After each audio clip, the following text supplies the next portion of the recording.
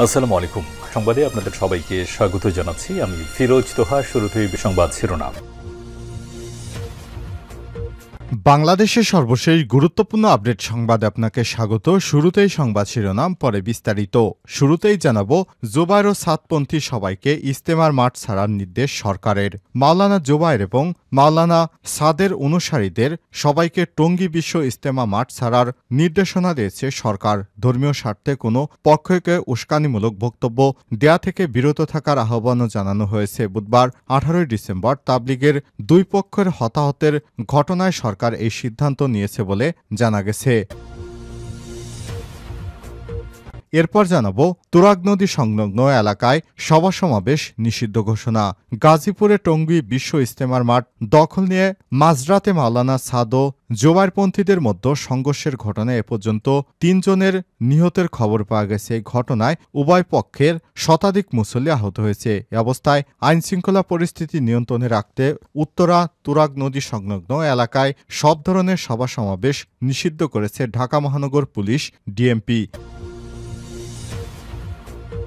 এদিকে 10 ট্রাক অস্ত্র মামলায় বাবরকে খালাস দিল হাইকোর্ট। বহুল আলোচিত চট্টগ্রামে 10 ট্রাক অস্ত্র চোরাচালানের মামলার ঘটনায় করা মামলায় সাবেক স্বরাষ্ট্র প্রতিমন্ত্রী লুৎফুজ্জামান বাবরসহ 8 জনকে খালাস দিয়েছে হাইকোর্ট। বুধবার 18 ডিসেম্বর বিচারপতি মোস্তফা জামান ইসলাম ও বিচারপতি নাসরিন আক্তারের সমন্বয়ে গঠিত হাইকোর্ট বেঞ্চে এই মুক্তির যুক্তিতর্ক উপস্থাপন শেষে এ রায় ঘোষণা করা হয়।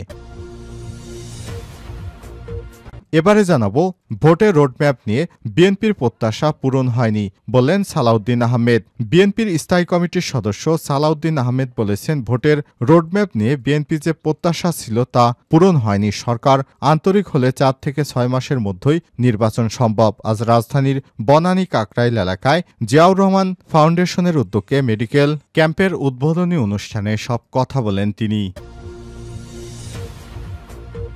এদিকে পরিবেশ দূষণে দায়ীদের বিরুদ্ধে শনিবার থেকেই টাস্কফোর্সের অভিযান শুরু।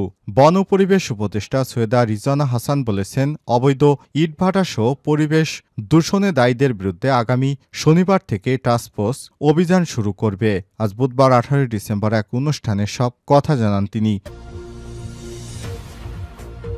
এবং সর্বশেষ জানাবো, লং মার্চের হুঁশিয়ারি জোবায়েরপন্থীদের। মুফতি আমানুল হক বলেছেন, আজ সন্ধ্যার মধ্যে সাতপন্থীরা মাঠ না ছাড়লে বৃহস্পতিবার লং মার্চ করে টঙ্গীর ইজতেমা ময়দান দখল করা হবে। বুধবার 18 ডিসেম্বর দুপুরে শুরাই নেজাম জোবায়েরপন্থীদের জরুরি সংবাদ সম্মেলনে তিনি এসব কথা বলেন। তাবলিগ জামাত বাংলাদেশের মূল কেন্দ্র কাকরাইল মসজিদে সাংবাদিক সম্মেলন অনুষ্ঠিত হয়। প্রিয় দর্শক, এতক্ষণ শুনছিলেন সংবাদ শিরোনাম, এবারে বিস্তারিত। তবে তার আগে বন্ধুরা, অনুরোধ থাকবে সংবাদটিতে একটি লাইক দিন।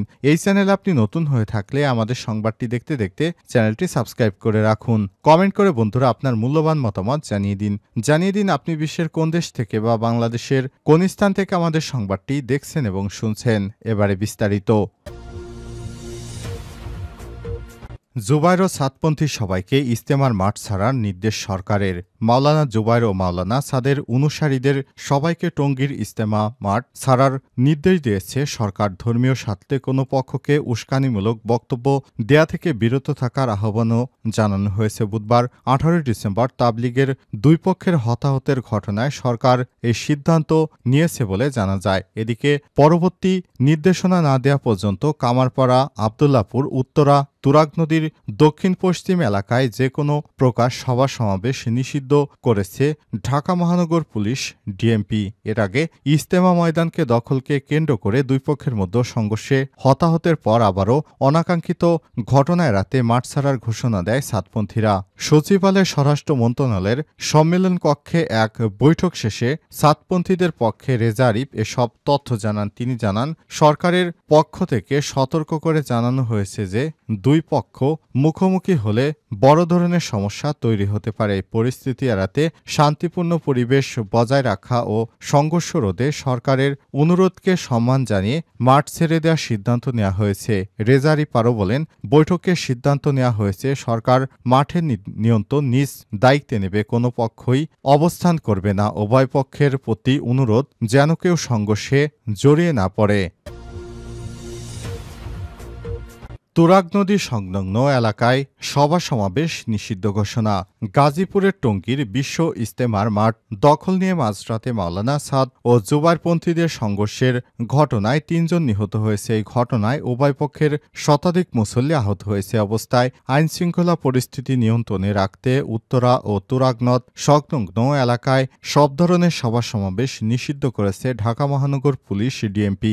রাজধানীর কামারপাড়া, আব্দুল্লাহপুর, উত্তরা সেক্টর 10 এবং তৎসংলগ্ন তুরাগ নদীর দক্ষিণ পশ্চিম এলাকায় যে কোনো ধরনের সভা সমাবেশ, মিছিল, শোভাযাত্রা, বিক্ষোভ ইত্যাদি পরবর্তী নির্দেশ না দেওয়া পর্যন্ত নিষিদ্ধ করা হয়েছে। বুধবার 18 December police commissioner Sheikh Sajjad Ali DNCC স্বাক্ষরিত এক সংবাদ বিজ্ঞপ্তিতে সব তথ্য জানানো হয়েছে। এতে বলা হয়েছে, সম্প্রতি উদ্ভূত পরিস্থিতি মোকাবেলায় জনশৃঙ্খলা রক্ষার্থে ঢাকা মেট্রোপলিটন পুলিশ অর্ডিন্যান্স শাখা এর 29 ধারায় অর্পিত ক্ষমতা বলে অদ্য 18 ডিসেম্বর 2024 খ্রিস্টাব্দ বুধবার বিকাল 2 ঘটিকা হতে কামারপাড়া, আব্দুল্লাহপুর, উত্তরা সেক্টর 10 এবং তৎসংলগ্ন তুরাগ নদীর দক্ষিণ পশ্চিম এলাকায় যে কোনো প্রকার সভা সমাবেশ, মিছিল, শোভাযাত্রা, বিক্ষোভ ইত্যাদি পরবর্তী নির্দেশনা না দেওয়া পর্যন্ত নিষিদ্ধ করা হলো। এদিকে টঙ্গী ইজতেমা ময়দান দখল নিয়ে দুই পক্ষের মধ্যে সংঘর্ষের ঘটনায় কাকরাইল মসজিদ ও ঢাকা মেডিকেল কলেজ হাসপাতাল এলাকায়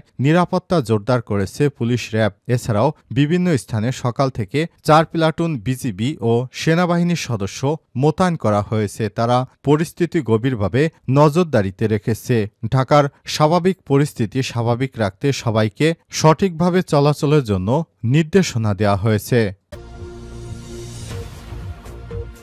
10 ট্রাক অস্ত্র মামলায় বাবরকে খালাস দিল হাইকোর্ট। বহুল আলোচিত চট্টগ্রাম 10 ট্রাক অস্ত্র চোরাচালানের ঘটনায় করা মামলায় সাবেক স্বরাষ্ট্র প্রতিমন্ত্রী লুৎফুজ্জামান বাবর সহ 8 জনকে খালাস দিয়েছে হাইকোর্ট। বুধবার 18 ডিসেম্বর বিচারপতি মোস্তফা জামান ইসলাম ও বিচারপতি নাসরিন আক্তারের সমন্বয়ে গঠিত হাইকোর্ট বেঞ্চ যুক্তিতর্ক উপস্থাপন শেষে রায়ের ঘোষণা দেয়। এর আগে গত 6 নভেম্বর চট্টগ্রামে 10 ট্রাক অস্ত্র চোরাচালানের ঘটনায় করা মামলায় আসামিদের ডেথ রেফারেন্স, মৃত্যুদণ্ড অনুমোদন ও আপিলের উপর শুনানি শুরু হয়। সেদিন সাবেক স্বরাষ্ট্র প্রতিমন্ত্রী লুৎফুজ্জামান বাবর সহ কয়েকজন আসামির পক্ষে শুনানিতে ছিলেন জ্যেষ্ঠ আইনজীবী এস.এম.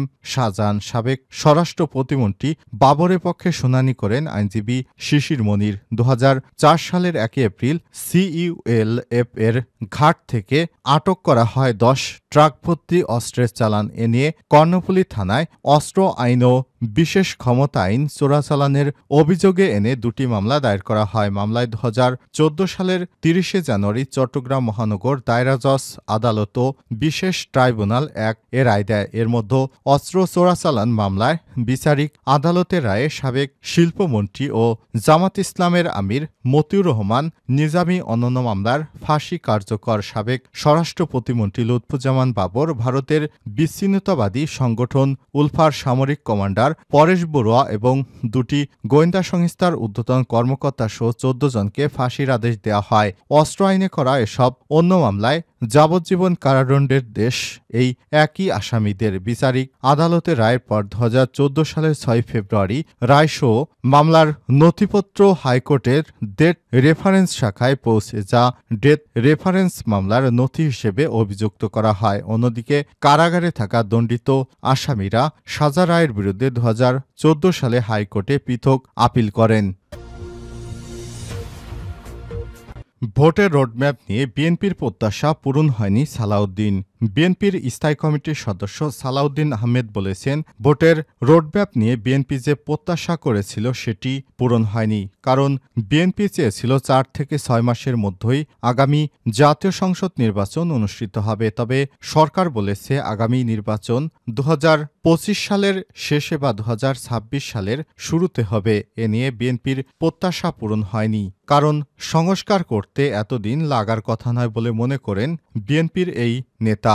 এছাড়াও বিএনপির অনেকেই মনে করেন যে গোলটেবিলে বসে শুধুমাত্র ঢাকাতে বসেই দেশের সংস্কার কার্যক্রম করা সম্ভব নয়। সংস্কার করতে হলে বাংলাদেশের বিভিন্ন স্থানে ঘুরে ঘুরে তারপর সমস্যা আইডেন্টিফাই করে তারপরই কেবল এ ধরনের সংস্কার করা উচিত। আর এই সংস্কার করার ক্ষেত্রে যারা রাজনৈতিক দল রয়েছেন তাদেরই উচিত হবে সংস্কার কার্যক্রম হাতে নেওয়া। কারণ বর্তমান সরকার নির্বাচিত সরকার নয়, তাদের হাতে জনবল বা বড় ধরনের কোনো রাজনৈতিক নেতাকর্মী বা অন্য কেউ নেই। এ কারণে তারা সংস্কার কার্যক্রম আসলে সঠিকভাবে করতে পারবে না। সুতরাং তাদের দ্রুতই নির্বাচন দিয়ে তারপর রাজনৈতিক দলের কাছে ক্ষমতা হস্তান্তর করা উচিত। এজন্য তিনি বলেছেন, এই রোডম্যাপে বিএনপির প্রত্যাশা পূরণ হয়নি।